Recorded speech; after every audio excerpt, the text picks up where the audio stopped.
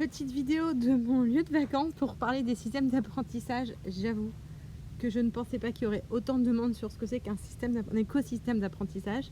Je ne pensais pas que danser comme ça sur une vidéo TikTok mènerait autant de questions. Donc cette vidéo était prévue plutôt pour septembre, au moment de la rentrée. Donc si le concept t'intéresse, que tu veux être tenu au courant, notamment des lives, venir participer au live, venir poser toutes tes questions, etc.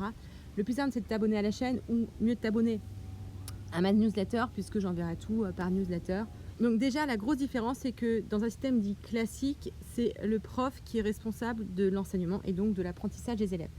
Dans l'enseignement classique, c'est l'enseignement simultané, c'est-à-dire ce que j'enseigne, c'est ce que l'élève apprend.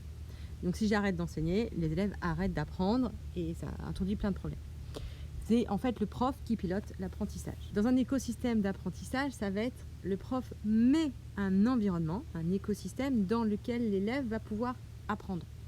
Donc en fait c'est un truc qu'on fait une fois, qu'on ne prépare pas tous les ans, puisque ça s'adapte à tous les élèves. L'idée c'est de partir un écosystème qui peut fonctionner pour tous les élèves. Donc si on arrête de préparer les cours, si on arrête de préparer ce que les élèves vont faire, etc., parce qu'on dit en fait c'est eux qui vont apprendre, on ne peut pas juste dire aux élèves apprenez et débrouillez-vous. Il va falloir les coacher un peu plus que ça. Donc dans l'écosystème d'apprentissage, il va falloir en fait construire 3 choses.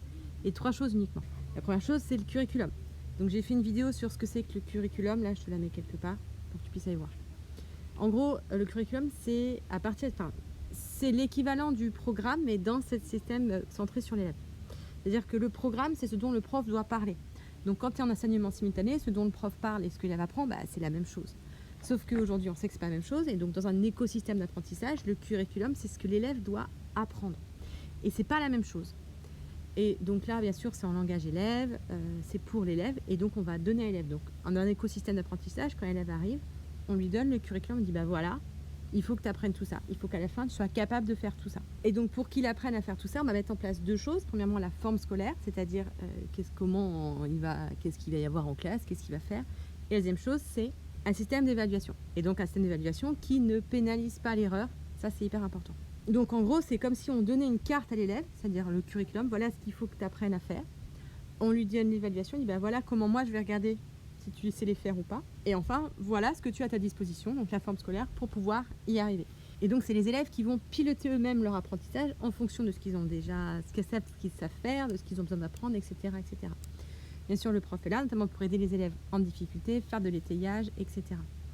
Mais du coup, il n'y a pas du tout cette notion qu'on a en enseignement simultané de qu'est-ce que je vais faire la semaine prochaine ou qu'est-ce que je fais à cette séance. En fait, on sait déjà ce qu'on va faire tout le temps, puisque c'est ce que j'ai mis en place pour que les élèves puissent apprendre à l'intérieur.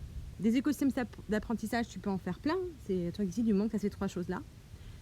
Moi, celui que j'utilise et celui auquel je forme, c'est l'écosystème que j'appelle ECLA, pour évaluation constructive, classe adaptative. Évaluation constructive, ça va être ma forme d'évaluation. Donc pareil, il y a une vidéo là qui doit s'afficher pour voir ce que c'est qu'évaluation constructive. Et la classe adaptative, c'est ma forme scolaire. Pareil, vidéo sur la classe adaptative. Et en mettant ces choses-là, en mettant tout en place, et en fait, on a un écosystème dont je sais qu'il fonctionne parce que je sais que les élèves sont motivés, font les choses correctement. On peut les évaluer sans pénaliser l'erreur. Tu as une dynamique de classe qui se fait bien.